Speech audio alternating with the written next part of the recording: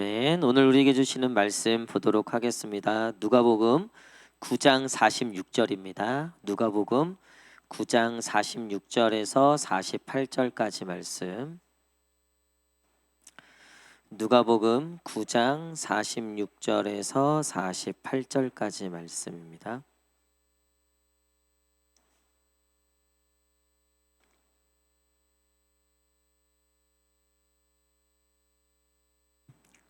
우리 신약성경 108페이지 9장 46에서 48절 우리 세 절의 말씀인데요. 다 함께 한 목소리로 읽겠습니다. 시작. 제자 중에서 누가 크냐 하는 변론이 일어나니 예수께서 그 마음에 변론하는 것을 아시고 어린아이 하나를 데려다가 자기 곁에 세우시고 그들에게 이르시되 누구든지 내 이름으로 어린 아이 영접하면 곧 나를 영접하며 또 누구든지 나를 영접하면 곧 나를 보내신 이를 영접함이라. 너희 모든 사람 중에 가장 작은 그가 큰 자니라. 아멘. 할렐루야. 예, 우리 한번 마음에 손을 얹고 하나님께 한번 이렇게 고백하겠습니다. 주님 내게 은혜를 주옵소서. 시작. 주님 내게, 우리 한번 더 주님 내게 복을 주옵소서. 시작. 예, 우리 이번에 앞뒤 좌우 우리 성도님들 바라보시면서 주님께서 은혜 주실 겁니다. 복 주실 겁니다. 시작. 주님께서 은혜 주실 겁니다. 복 주실 겁니다. 아멘. 예, 오늘 관심이라는 제목으로 같이 말씀 나누도록 하겠습니다. 여러분, 우리는 이런저런 관심을 가지고 살아가고요. 그 관심에 우리의 생각과 또 우리의 시간과 우리의 돈을 드리게 된다는 거죠.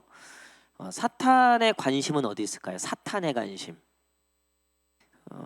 사탄이 관심 갖는 거는 어떻게든 하나님의 뜻을 떠나게 하고 순종하지 못하게 하는 그 일. 그래서 지옥 백성을 만드는 일이 사탄에게서 제일 관심이 있어요. 근데 이 사탄이 우리에게 하는 일 중에 어떤 일이 있냐면 우리로 하나님께 순종하지 못하게 하고 하나님의 뜻을 떠나게 하는 일이 있는데, 그게 뭐냐면 관심 가져야 될 때 관심 갖지 못하게 하고 관심 갖지 않아도 될 것에 관심을 갖게 하는 그것을 우리에게 한다는 거예요. 이게 C.S. 루이스의 책에 보면 나오는 이야기예요. 여러분, 이건 굉장히 좋은 인사이트입니다. 그러니까 사탄이 하는 일은 뭐냐면 우리가 진짜 관심 가져야 되는 곳엔 관심을 갖지 않게 하고 관심 안 가져도 되는 곳에 관심을 갖게 한다는 거예요. 뭐 이쯤 되면 여러분들 다 눈치채셨죠? 어떤 내용이겠다 대충 다 아시죠? 그러니까 오늘 제자들이 변론했다고 돼 있죠. 그렇죠? 제자들 중에 누가 크냐에 대한 변론이 일어난 거예요. 이거를 요즘 말로 하면 제자들끼리 서로 자존심 싸움했다는 거죠. 그리고 누가 더 잘났냐를 좀 싸웠다는 거예요. 핵심은 누가예요. 누가. 그러니까 누구냐. 어떤 존재가 크냐, 어떤 존재가 잘났냐. 그러니까 누구냐. 이 누구는 누구를 가리키냐면 사람을 가리키는 거죠. 그렇죠? 그러니까 우리가 동물이나 어떤 사물에 대해서 누구라고 하지 않죠. 누구는 사람을 가리키는 거예요. 그렇죠? 그러니까 누가 크냐는 그 존재가 누가 제일 잘났고 누가 제일 크냐, 그거 가지고 사실 싸웠다는 거예요. 근데 사실 우리의 이 삶 속에서 이런 싸움이 일어나는 것들을 보면 결국 나냐 너냐, 이 싸움이 제일 커요. 그러니까 내가 맞냐 네가 맞냐, 사실 이 싸움이 제일 커요. 우리는 누구보다도 내 존재가 크길 원하고 인정받길 원하고 내 존재가 더 잘나기를 원하는 거.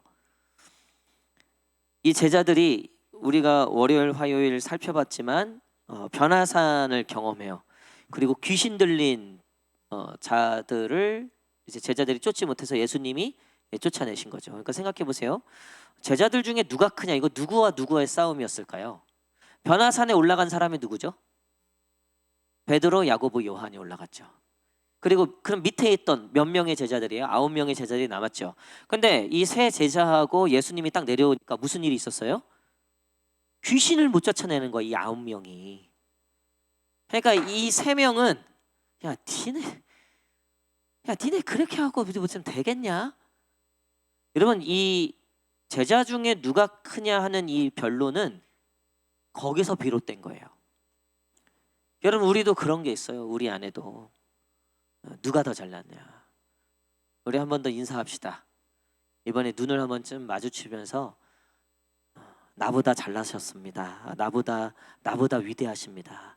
자, 나보다 잘나셨습니다. 시작. 나보다는 잘났지만 그건 좀 위협적이니까 저보다 더 잘나셨습니다. 시작. 우리 한 번 더. 저보다 훨씬 더 나십니다. 시작. 이게 안 돼서, 그러니까 이게 안 돼서 우리가 가정이든 교회든 세상이든 여러분 세상도 봐요. 결국 누가 크냐는 거예요. 요즘 미국의 행보가 오늘도 우리나라 관세 25% 자동차 때린다고. 뭐 때릴 것 같진 않아요. 위험용이죠. 그러니까 좋은 말로 할 때 미국에 공장 세워라. 사실 그거예요. 근데 우리가 사실 거기에 대해서 뭐 어떻게 대항할 방법이 없어요. 실제로 약하니까. 우리가 약하니까. 미국이 한번 재채기하면 우리는 큰일 나는 거예요. 우리도 사실 억울하고 분하지만 뭐 어쩔 수 없죠. 그렇다고 중국한테 붙을 수도 없고 뭐 저기 뭐 러시아한테 붙을 수도 없고 그렇다고 뭐 인도한테 붙을 수도 없고 어떡해요. 우리도 기회만 되면 커야죠. 여러분 우리나라 군사력이 세계 몇인 줄 아세요 혹시? 우리나라 군사력으로 세계 몇일까요? 5위예요. 5위. 믿어지세요? 엄청난 군사 대국이에요 우리나라가. 게다가 이거는 지표적인 거예요. 실제 전투력. 여러분 최근 100년 동안 그러니까 2차 세계대전 이후에 여전히 분단 국가 그러니까 냉전 시대와 같은 우리나라가 북한하고 지금 공산주의와 이 자유민주주의의 대결 속에 있는 거잖아요. 그러니까 사실 뭐 그런 이념이 이제는 그 이념보다는 이제 더 넘어선 어떤 지금 분단인 건데 이제는 이 말에서 내려올 때도 됐지만 이제 내려오질 못하는 거예요. 미국도 어디도 이제 이 말에서 우리가 못 내려오는 거예요. 근데 우리는 6.25도 겪었고 그리고 실제로 전쟁이 끝나지 않았어요. 우리는 휴전인 거죠.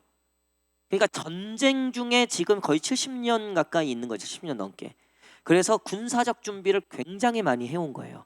실질적인 위협이 있기 때문에. 그래서 군사적 수치로는 5위인데 실제로 정말 전투를 대비한 국가는요 몇 나라 안 돼요.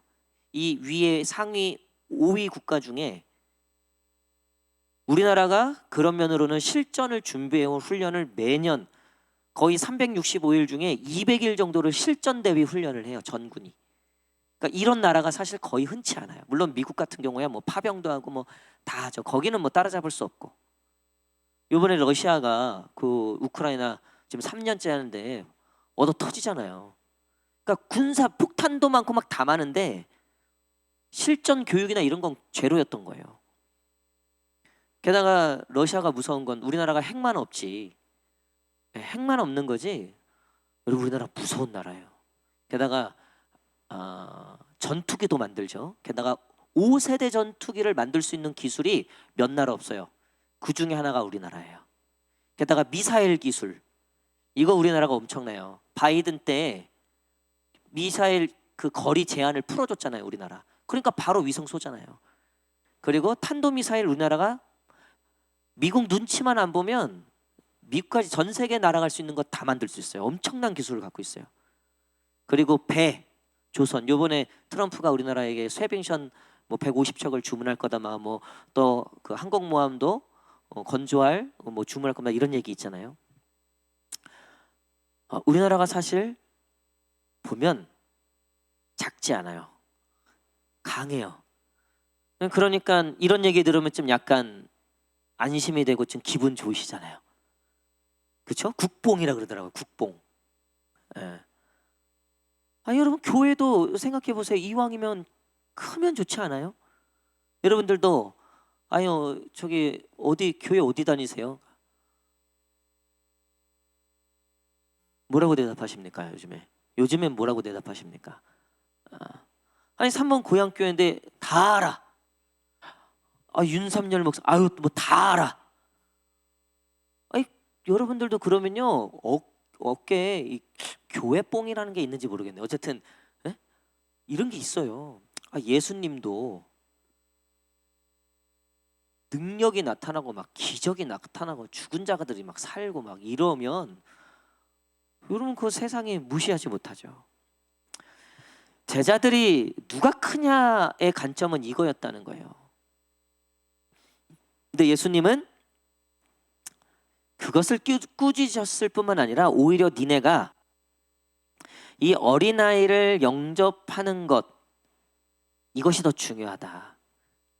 그러니까 너희가 큰 게 중요한 게 아니라 그러니까 누가 크냐가 중요한 게 아니라 누구를 섬기느냐가 중요하다는 거예요.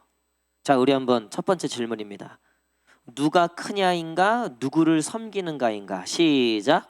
누가 큰가인가 누구를 섬기는가인가. 여러분 우리는 큰 거에 대해서 고민하는 자들이 아니라 누구를 섬기느냐에 대해서 고민해야 될 사람들이라는 거죠.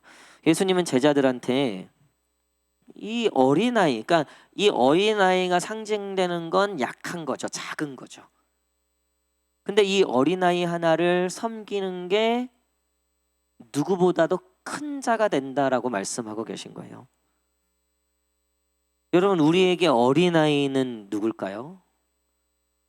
약하고 내가 무시할 수 있고 여러분 집에도 있지 않으세요? 집에도? 혹시 앞이 나무로 시작되지 않으세요? 나무로? 뒤는 편으로 끝나 또 자로 시작되고 여로 끝나거나 또 뭐 직장 부하들 또 나보다 실력 약한 사람들. 제가 테니스 얘기를 이제 종종 이제 예화로 많이 하는데 제가 말씀드렸잖아요. 이 금배는 동배랑 안 논다. 근데 얼마 전에 그 우리 권사님 한 분 딸이 이 테니스를 시작하셨다는 거예요. 근데 이제 권사님이 그 딸한테 이제 우리 목사님 금배야. 그랬더니 이제 어쨌든 그 이제 딸이 그런 건 이제 잘 모르는데 어쨌든 이제 권사님은 이제 우리 목사님 금배야 이거는 무슨 뜻이에요? 우리 목사님이 그런 존재야. 그러니까 테니스 그쪽 세계에서는 일단 금배다 하면 먹어주는 게 있어요. 그리고 이제 은배나 동배는 금배랑 게임 해보는 게 소원이에요. 금배랑 게임 해보는 게. 이왕이면 우리가 사실은 잘하는 게 좋죠.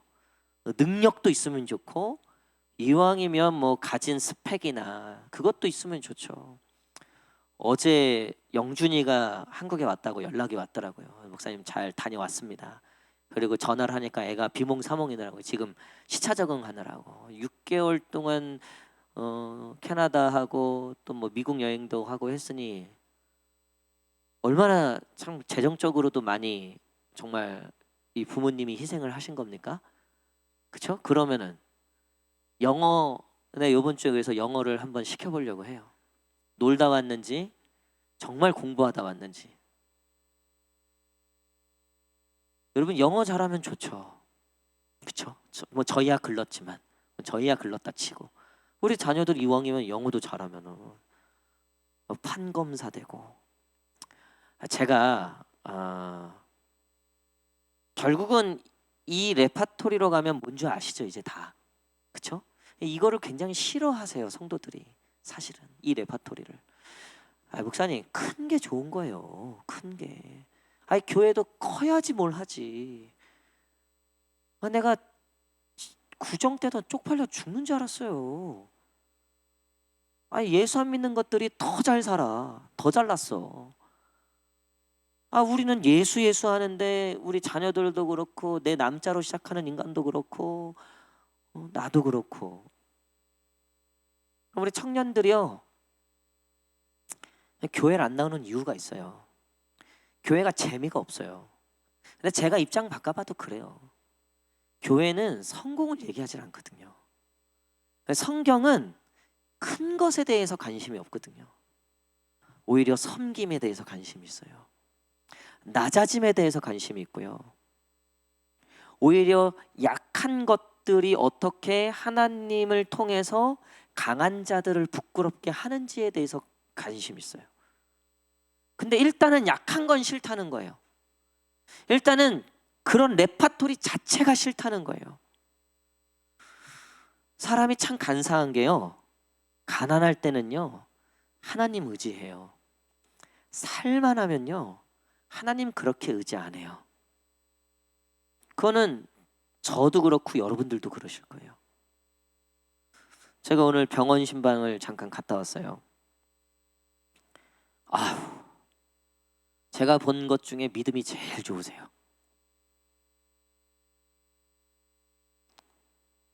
제가 본 것 중에 지금 믿음이 제일 좋으세요. 물론 늘 좋으셨죠. 근데 사람이 아프고 내가 지금 감당할 수 없는 어떤 일에 딱 부딪히잖아요. 여러분, 그러면 정말 하나님이 커져요. 근데 이제 내가 커지잖아요. 그럼에도 불구하고 여전히 하나님이 큰 사람은 대단한 사람이에요. 여러분, 그런 사람들은요 건들면 안 돼요. 그런 사람들은 못 이기는 거예요. 근데 더 위대한 사람이 있어요. 내가 약한데 여전히 하나님이 크실 뿐만 아니라 그 하나님의 크심으로 나는 약하지만 나를 통해서 그 하나님의 크심이 드러나는 사람들이 있어요. 여러분, 우리 교회가, 저와 여러분들이 그런 하나님의 사람들이 되기를 간절히 축복합니다. 하나님이 이 제자들을 모집하실 때는 큰 자들을 모집하지 않으셨어요. 그렇죠? 당시에 세리, 어부, 꼭 이런 사람들이 교회에서 큰 거 자랑한다고요. 제가 만나본 들 중에 정말 인격과 성품과 신앙이 훌륭하신 분들이 계세요. 우리 교회는 뭐 매일 만나니까. 여러분, 그런 분들은요 교회에서 절대 잘난 척 안 해요. 드러내지도 않고요. 그러니까 제가 저번 주 이번 주 월요일이었던 것 같아요. 저녁 기도회 때 내가 진심으로 얘기 드린 거예요. 우리 교회는요, 우리 성도님들은요 진짜 대단하신 거예요. 뭐가 대단하냐? 교회에서 척을 안 하셔. 주방이 이렇게 평화로운 곳이 없어요. 할렐루야. 여러분, 이거 진짜 대단한 거예요. 대단한 거. 우리 주방이 좀 작긴 하지만 어쨌든 주방 휘어잡고 거기서 온갖 그냥 뭐 입에서 나오는 뭐 누구 평가하고 저거 평가하고, 특히 음식 준비하면서 교회 청소하면서 막 기쁨과 감사가 아니야. 그냥 이놈의 교회 뭐 불평 불만 그때 다 얘기. 여러분, 진짜 주방이 평안한 교회가 흔치 않아요. 또 주방은 또 여자들끼리 어떤 자존심 대결들이 있는 거잖아요. 소금을 넣니 많이, 왜 요리를 그따구로 하니 저따구로 하니, 이게 맞니 저게 맞니. 여러분, 거기서 내가 크려고 하니까 결국은 싸우는 거예요. 그럼 내가 작아지려고 해서 싸울 일이 있나? 뭐 그 음식은 좀 싱거워질 수는 있겠죠. 서로 소금 안 난다고 하면 뭐 그럴 수는 있겠죠. 여러분, 정말 진짜 우리 교회는요, 제가 지금까지 그런 거로 골머리 썩어본 적이 없어요. 진짜로. 뭐 그것뿐만입니까? 우리 성도들 뭐 소그룹이나 우리 성도들 사이에서도 그렇고. 그건 참 우리 교회가, 우리 성도님들이 진짜 그거는 정말 너무 좋아요. 여러분, 근데 우리의 그런 마음과 그런 태도들이 하나님의 강함이 된다는 거예요. 그러니까 제가 다른 목사님들께 자랑할 수 있는 건 그런 것들이라는 거예요. 우리 교회 조모 권사님이라고 계시는데 그분이 이번에 로또에 당첨돼서 뭐 건물을 세우고, 또 뭐 어떤 노모 집사님이 계신데 그분 남편이 이번에 장관이 됐잖아. 뭐 예를 들면 우리 100 청년이 있는데 우리 교회 회장인데 요번에 뭐 구글 들어갔잖아. 애플 들어갔잖아. 여러분 우리가 도대체 크다고 그러니까 크니까 얘기하는 거야. 작으면 얘기 안 하겠죠. 그러니까 우리가 얘기하고 싶은 게 도대체 뭔가. 그러니까 우리가 지금 뭐 가지고 싸우는가. 양문교회와 같이 우리가 붙어 있는데 양문교회와 우리가 정말 서로 만약에 정말 싸워야 될 게 싸운다는 표현이 좀 그렇지만 우리가 정말 뭘 대결해야 하는가? 교회 크기? 그럼 뭐 30년 동안 졌네요. 그럼 우린 진교회네요. 여러분 그거 아니잖아요. 그렇죠? 그거 아닌 거 우리 알잖아요. 뭐 자녀들 취업 수하고 대학 입학 이걸로 이제 싸워야 되는 건가요? 아니면 우리 성도들 뭐 헌금 크기로 싸워야 되는 건가요? 아니면 뭐 건물 크기로 싸워야 되는 건가요? 아니면 뭐 당비로 싸워야 되는 건가요? 이거면 우리는 30년 동안 졌죠 계속. 그러면 진 거죠 뭐. 그거면 여러분 우리는 그렇게 생각 안 하죠. 이게 정신 승리입니까? 아니에요. 성경이 얘기하고 있다는 거예요. 그러니까 우리의 관심에 따라서 우리는 그 관심을 기준으로 판단하고 생각하는 거죠. 여러분 정말 우리가 자랑할 수 있는 건 우리가 크다라고 여겨야 되는 건 제가 말씀드린 그런 거예요. 주방에서 서로 양보하고 사랑하고 서로 섬기고 소그룹에서 서로 용서하고 들어주고 내가 양보하고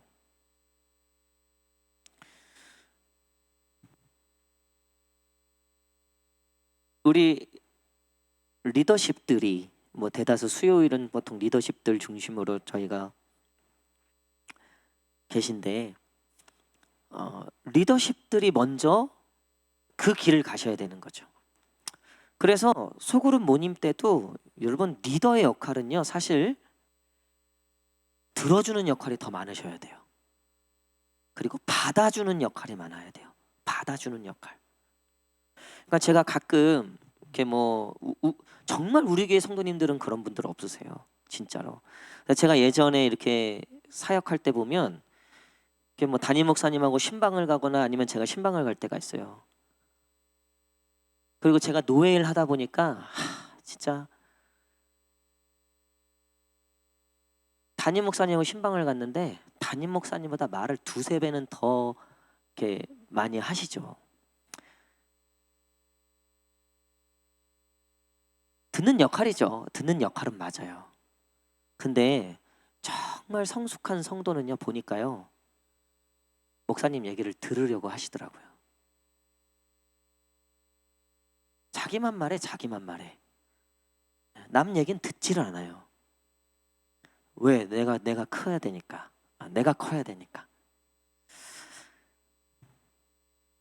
우리 청년부가 이번에 수련회 가는데 제가 우리 리더십들에게 못 가는 친구들 혹은 안 가는 친구들 있을 수 있어요. 그렇죠? 못 가는 거랑 안 가는 거랑 좀 다른 거잖아요. 근데 얘네들이 그걸 이제 구분을 하는가 못하는가를 제가 좀 봤어요. 섬김의 자세가 없으면요 그런 거 관심 없어요. 뭐 못 가면 못 가는가 보다. 가면 가는가 보다. 안 가면 뭐 안 가는지 못 가는지는 그거는 1순위 관심이 아니죠.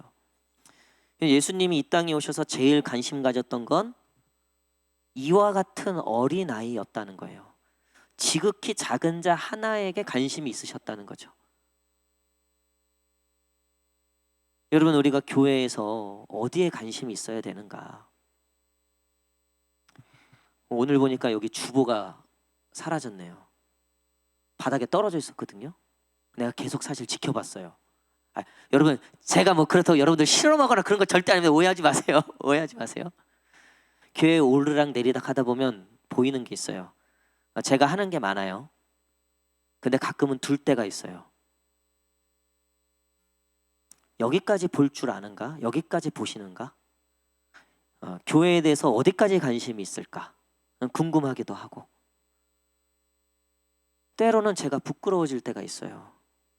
아, 내가 생각하지 못했던 부분까지 이분은 생각하는구나. 아, 이분은 여기까지 보시는구나. 여러분, 이 모든 게 결국 관심에서부터 나온다는 거죠. 관심. 가정도 마찬가지입니다. 우리 남편의 어디에 관심이 있는가? 그 영혼에 관심이 있는가? 아니면 그 월급에 관심이 있는가? 우리 남편의 능력에 관심이 있는가? 여러분, 자녀들도 내가 자녀들의 어디에 관심이 있는가? 영혼에 관심이 있는가? 아니면 요놈이 나를 호강시켜줄 놈인가? 여기에 관심이 있는가? 그 관심에 따라서 사실 우리의 방향과 시간과 물질과 그것들이 결정되어지게 되었다는 거죠. 지금 예수님은 제자들의 관심을 계속 트시려고 하는 거예요. 요것들이 보니까 이것들이 순전히 지들한테 관심이 있었구만. 누가 더 큰지에 대해서 관심이 있었구만. 월요일에 목사님 두 분을 만났는데 제가 이제 월요일마다는 아니에요. 한 달에 한 번씩 독서 모임을 이제 갖기로 했어요. 근데 여러분, 제가 미리 좀 선포합니다. 내가 이 선포 안 하면 내가 이거 안 할 것 같아서. 이 세 분이 이제 일단 세 명으로 시작하는데 이 한 분이 거기에 이제 이 리더예요. 한 분이 리더인데 한 저보다 13살 정도 위신데 이제 60 조금 안 되셨으니까 15살 정도 위시다. 근데 이분이 목동에서 목회하시고 하여튼 뭐 나중에 기회 있을 때 또 다 말씀드리겠지만 독서 모임인데 독서 모임의 목적이 뭐냐? 책을 쓰는 거예요. 책을 쓰는 거. 그래서 이제 윤삼열 목사님도 책을 쓰셔야 됩니다. 진짜 제가 거짓말 안 하고요. 그 왜 그 사라가 너 아이 낳을 수 있다 이 말에 왜 웃었는지를 이해를 했어요. 무슨 책을 써요? 책을 쓰긴 설교 한 편 준비하기도 어려운데. 근데 그 목사님이 책을 쓰자는 거예요. 저도 요번에 알았어요. 여러분, 책을 쓰려고 준비한 사람들은 거의 없다는 거예요. 근데 책을 쓰려고 하니까 쓸 게 있었다는 거예요. 그러니까 이 얘기를 잘 알아들으셔야 돼요. 그러니까 책을 쓸 생각들은 많이 못 한다는 거예요. 근데 만약에 진짜 내가 책을 쓰려고 하니까 막상 보니까 쓸 것들이 있다는 거예요. 물론 그것들을 이제 잘 정리하고 그것들을 잘 다듬고 뽑아내고 또 읽힐 만하게 이젠 수정 보완하는 작업은 필요하겠죠. 그러면서 저한테 그러는 거예요. 목사님이 이 훈련을 잘 받으셔서 청년들이나 성도님들도 책 쓰게 하십시오. 그러니까 근데 이게 결국 목적이 뭐냐? 그러니까 책을 내는 게 목적을 갖지만 사실 속의 목적은 뭐냐면요. 우리의 생각과 우리의 가치관과 우리의 관심들에 대해서 내가 책을 쓸 마음으로 정리를 하다 보면 진짜 내가 나온다는 거예요. 내가 하고 싶은 말, 내가 갖고 있는 생각들이 나온다는 거예요.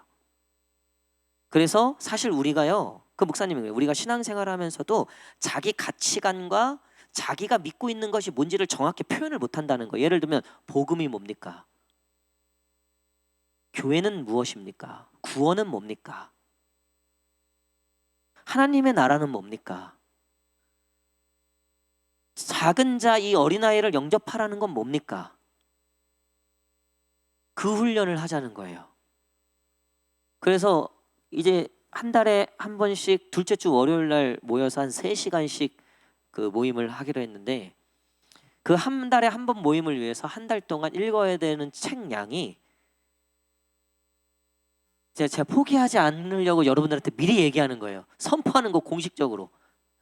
한 달에 거진 한 10권 정도는 읽어야 되더라고요. 그러면서 내 생각들을 정리하는 법들을 이제 해가는 거예요. 그러니까 그분은 책을 많이 쓰셨더라고요. 물론 인기가 있냐? 그건 아니에요. 책을 냈다는 것 자체가 대단한 거죠. 그래서 제가 선물을 받았어요. 지금 읽고 있는데 이렇게 쓸 수 있구나. 제가 이 말씀을 왜 드리냐면 여러분 진짜 내가 어디에 관심이 있는지를 여러분 정확히 아세요? 진짜 내가 지금 어떤 관심으로 내 관심이 내가 어디를 향하고 있는지를 내가 정확히 알고 있느냐. 이거 거의 모르고 신앙생활을 한다는 거예요.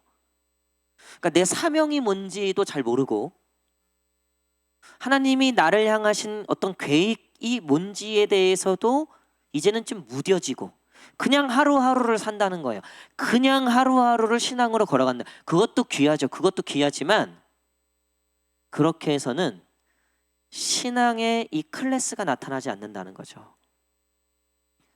그러니까 나는 믿고 있지만 그 누구에게도 영향력을 발할 수 없는 상태가 된다는 거예요. 그러니까 나는 알고 있어. 나는 알고 있다는 것을 남에게 전할 수가 없다는 거예요. 그러니까 나만 알고 있는 거예요. 그냥 나만. 그러니까 나만 잘난 거죠, 결국은. 그런 신앙인들이 된다는 거예요. 근데 예수님이 정확하게 우리에게 요구하시는 건 너가 크냐 작냐가 아니라 누구를 섬기냐에 대해서 관심이 있으시다는 거. 요것만 딱 정리가 돼도 우리의 삶의 방향과 태도가 달라질 수 있다는 거죠. 거기에 대해서 계속해서 우리가 정리해 가는 거예요. 아, 내가 크고 작은 게 하나님이 원하시는 게 아니라 내가 작든 크든 내가 누구를 섬기는 거에 하나님이 관심이 있구나. 여기서부터 시작해서 그것들을 내 삶에 정리해 간다는 거죠. 먼저는 우리 가정일 수 있고요. 교회일 수 있고요. 우리 직장일 수 있고요. 내 생각부터 시작해서 그것들을 정리해 가는 것들을 연습하는. 그러지 않고서는 오늘 이렇게 딱 듣고 딱 교회만 나가면 다 잊어버린다는 거예요. 그리고 하던 대로 살다는 거예요. 그냥 살던 대로 산다는 거예요. 그러니까 변화도 없고 능력도 없고 분명히 내가 듣고 알긴 아는데 아무것도 없다는 거예요. 굉장히 도전이 되고 굉장히 동의가 됐습니다. 여러분 제가 이제 한국 나이로 만 나이로 43이에요. 앞으로 목회가 27년 남았어요. 주여 27년이 남았어요. 27년은 남은 27년은 내가 정말 하나님의 이 말씀, 하나님의 관심과 하나님의 이 방향을 잘 정리해가며 그 정리한 것들을 성도들과 나누고 실제로 거기에 영향력을 가지는 목회자가 돼야 되겠다. 돌아보니까 저도 해왔던 대로 목회를 하고 있는 거예요. 물론 그게 잘못된 건 아니죠. 저도 전도사 때부터 부목사 시절 때부터 계속 기도하고 말씀 보고 그러긴 했죠. 근데 이런 나의 관심과 하나님의 관심과 이런 것들을 내가 정확하게 정리를 해본 적은 없다는 거죠. 이게 굉장히 중요하겠다. 여러분 가만히 보니까 예수님은 제자들에게 끊임없이 그 작업을 하고 계세요. 사건마다 제자들한테 정리를 해주시는 거예요. 안식일은 뭐냐면 사실은 안식일을 위하여 사람이 있는 게 아니야. 너희를 위해서 안식일이 있는 거야. 율법하고 완전히 다른 얘기예요. 하나님이 그렇게 주님이 오셔서 제자들에게 정리를 하고 계세요. 개념 정리. 지금 하나님의 마음과 관심에 대한 방향에 대한 정리를 하고 계시다는 거죠. 여러분 그런 의미에서 하나님의 관심은 작은 자에게 있습니다. 내가 아닌 이웃과 내가 아닌 타자에게 있다는 거예요. 물론 궁극적인 첫 번째 관심은 우리에게 있겠죠. 그렇죠? 근데 우리에게 있는 그 관심이라고 하는 것은 결국 무엇을 위한 관심이었을까요? 그게 바로 타자를 위한 관심이었다는 거예요. 여러분 축복하는 것은 여러분들을 통해서 여러분들의 그 남자로 시작하시는 분과 자녀들과 가정에 하나님의 나라가 임하기를 간절히 축복합니다. 누구를 통해서? 여러분들. 하나님의 관심이 거기에 있다는 거예요. 이해되시죠? 그게 여러분들의 사명이었다는 거예요. 여러분들을 부르신 이유 중에 하나라는 거예요. 여기 대다수 다 엄마들이십니다. 우리 마더 와이즈 제가 사모가 하여튼 그 책이 이만큼 두꺼운데 그걸 마더 와이즈 하는 동안에 지금 이제 뭐 하고 있냐면 저희 사모가 큐 엄모는 이제 큐티하는 엄마들의 모임인데 지금 이제 사모가 또 하나 소그룹을 만들었어요. 그게 뭐냐면 큐 임모예요. 큐 임모. 이게 뭐게요? 큐티하는 임신한 여자들의 모임. 그래서 박소정 전사님하고 그 예림 집사님, 그리고 저희 사모 임신, 그건 아니죠. 어쨌든 이제 큐 임모 해갖고 그렇게 해서 이제 그 수요일마다 하고 이제 예림 집사님이 3월 첫째 주에 이제 이 출산이라 다음 주가 이제 마지막 모임이라고 하더라고요. 근데 그 이제 마더와이즈를 하려고 했는데 그 예림 집사님이 출산하면 이제 모임을 못해서 중간에 끊기면 안 돼서 그래서 이제 일단 큐임모로 하고 나중에 마더와이즈를 근데 그 마더와이즈에 보면 엄마들의 사명에 대해서 나오는 거예요. 그거를 총 5가지로 미국에 계신 어떤 여자 목회자예요. 그분이 당신의 가정사를 통해서 당신도 힘들었던 그 모든 일들을 통해서 근데 어느 날 하나님의 관심을 알게 된 거예요. 아, 하나님이 이 엄마들한테 믿음의 엄마들한테 관심이 있고 하나님이 이 믿음의 엄마들을 통해서 가정을 바꿀 뿐만 아니라 교회도 바꾸고 이들을 통해서 하나님의 나라를 세워가시는구나를 발견하고 그거를 정리해 가기 시작했어요. 그래서 나온 게 마더와이즈라는 전 세계적인 프로그램이 나온 거예요. 저희 사모가 그것을 공부하고 하면서 일단 저희 사모가 정말 변하는 거예요. 그리고 함께했던 그 마더와이즈 양육을 받았던 분들도 변해가는 거예요. 여러분 이런 영향력들이 어디서 나온 겁니까? 결국 제가 이름이 갑자기 생각이 안 나요. 그 마더와이즈를 지은 그 미국의 그 한 어머니 그 여자분이 하나님의 관심이 이거였구나를 발견했고 그거를 정리해 가기 시작하면서부터 일이 시작된 거예요. 그러니까 영향력이 거기서 생긴다 그랬잖아요. 그러니까 내가 아는 걸로 끝나지 않고 그것들을 정리하며 이것들이 타자에게 영향력으로 가면서 정말로 1명, 2명 변화되면서 지금은 정말 전 세계에 그 마더와이즈를 통해서 변화됐을 뿐만 아니라 영향력을 바라는 수많은 엄마들이 생겨나게 됐다는 거죠. 여러분 우리 교회도 이제 뭐 사모가 마더와이즈를 이제 또 올해도 뭐 한두 번 정도 더 열 텐데 여러분 관심 있으신 분들은 꼭 지원하세요. 이 얘기는 뭐예요? 무조건 지원하라는 얘기. 아마 인원수가 제한이 있을 거예요. 여러분 지금까지 엄마는 뭐예요? 엄마의 관심은 뭡니까? 그냥 밥하고 뭐 애들 잘 키우고 애들 좋은 대학 보냈으면 뭐 시어머니도 우리 며느리 뭐 수고했다 뭐 하면서 그래도 애가 머리는 아빠 닮은 거지 뭐 이러면서 뭐 하여튼 뭐 시어머니가 막 그렇게 또 막 속을 긁잖아요. 막 이게 아니에요, 여러분. 우리를 통한 엄마를 통한 하나님의 관심은 전혀 다른 곳에 있을 수 있다는 거예요. 우리의 관심과 다르게. 물론 파더 와이즈도 있더라고요 보니까. 아빠 그러고 따지면 다 있죠. 뭐 권사 와이즈, 뭐 장로 와이즈, 뭐 목사 와이즈, 뭐 만들면 다. 그 중에 누가 만들면 되는 거예요. 그거 하나님의 관심을 누군가 정리해 놓으면 그게 영향력이 되고 책이 되고 그게 된다는 거예요. 그래서 저희가 거기에 도전을 받은 거예요. 이분의 그 얘기에. 나도 이제 27년 공식 목회는 27년 남았는데 내가 남은 27년 동안에 세상 사람들이 모르고 믿는 자들도 잘 모르는 하나님의 관심, 내가 그 관심을 내가 찾아서 그 관심에 대해서 내가 정리하고 그 관심으로 하나님의 영향력을 바라는 그런 목회자가 돼야 되겠다. 여러분 지금 다시 사실 공부하기 쉽지 않죠. 다시 내가 새로운 꿈을 갖는 거 쉽지 않죠. 하지만 여러분 하나님의 비전과 꿈 이런 거는 결국 어디서 시작되냐면 하나님의 관심에서 시작된다는 거예요. 나중에 제자들이 예수님의 관심이 무엇인지를 깨닫고 나서 그들의 영향력이란 이루 말할 수 없었죠. 그들이 가지고 있었던 그 파워는 말할 수 없는 파워였죠.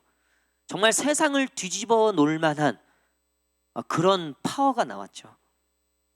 여러분 우리 믿는 자에게 그런 능력과 파워가 어디서 나오냐? 여러분 하나님의 관심에 관심을 가져보세요. 하나님이 우리 가정에 어떤 관심을 갖고 계시는지, 하나님이 나에게 어떤 관심을, 우리 교회에 어떤 관심을 갖고 계시는지, 여러분 그 일에 파워가 생길 거예요. 저는 작년 말에 우리 교회 이 예배, 특별히 그 예배 중에 찬양에 대해서 하나님이 관심이 있으시구나라는 것을 깨달았어요. 그리고 이 일들의 동역자들을 좀 모으고, 그래서 우리 교회 찬양에 대해서 우리가 정말 어떤 이 비전을 가지고 우리가 한번 해보자. 그리고 나서 제가 느끼는 건 뭐냐면, 정말 이 찬양을 하는 이 찬양 팀도 그렇지만 또 이 찬양을 듣는 성도들도 그렇고, 뭐 앞으로 이제 또 더 많은 그 길들이 남아 있지만